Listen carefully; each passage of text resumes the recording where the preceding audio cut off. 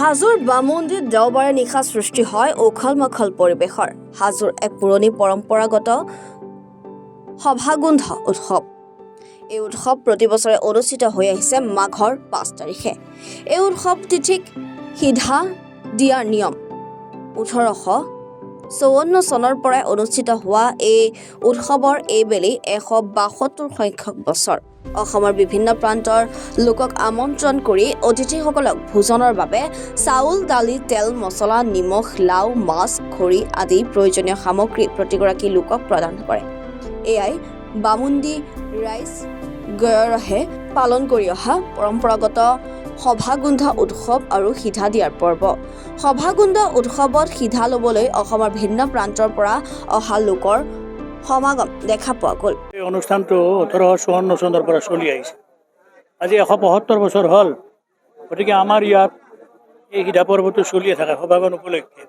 আকৌ কালিও দিনৰ ভাগত চলিব, আজি ৰাতিৰ ভাগত চলিব।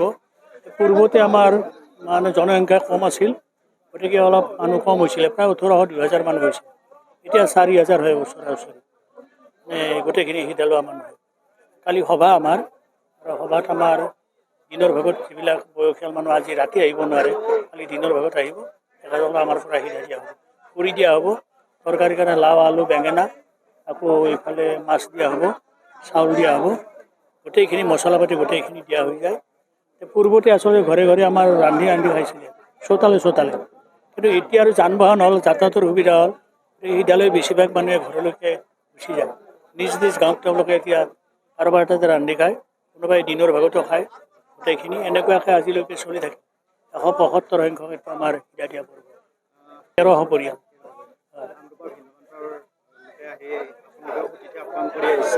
বেলেগৰ পৰা জোৰে পৰা আহে, সকলোকে ইয়াত সিধা দিয়া হয়।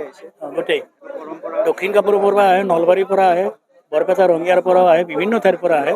কিন্তু আমি কাকো উভতাই নপঠাওঁ, চবকে সিধা দিয়া।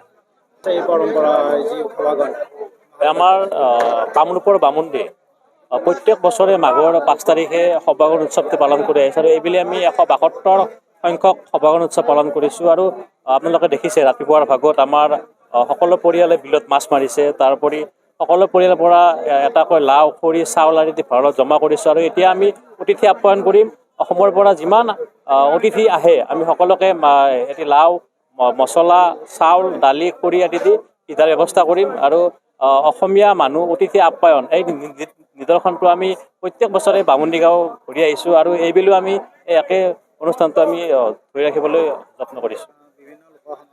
বিভিন্ন লোকৰ সমাগম হৈছে, অসমৰ বিভিন্ন প্ৰান্তৰ পৰা আহিছে। আমি সকলো উপস্থিত হোৱা সকলৰ লগত ধন্যবাদ জনাইছোঁ। আৰু অসমৰ সকলো লোককে আহি এই উৎসৱটি চাবলৈ আমি অনুৰোধ জনাইছোঁ। এইবাৰ ১৭২ সংখ্যক উৎসৱটি আমি পালন কৰিছোঁ। এই মূল উদ্দেশ্যটো ক'বলৈ গ'লে মই কৈছোঁ ইতিমধ্যে, আমাৰ অসমীয়া মানুহ এটা অতিথি আপ্যায়ন এটা মন থাকে। আৰু এইটো আমাৰ এটা ধৰ্মীয় উৎসৱ।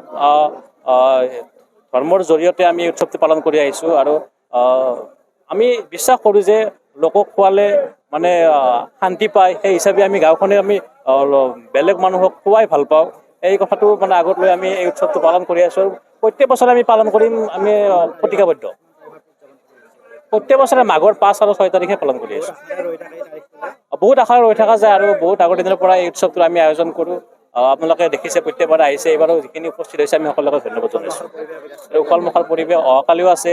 আজি সিধা দিয়া পৰ্ব আৰম্ভ হৈছে, অহাকালিও। হাজোৰ পৰা মৃদুল মজুমদাৰ ৰিপৰ্ট, এনি ভাৰত 24।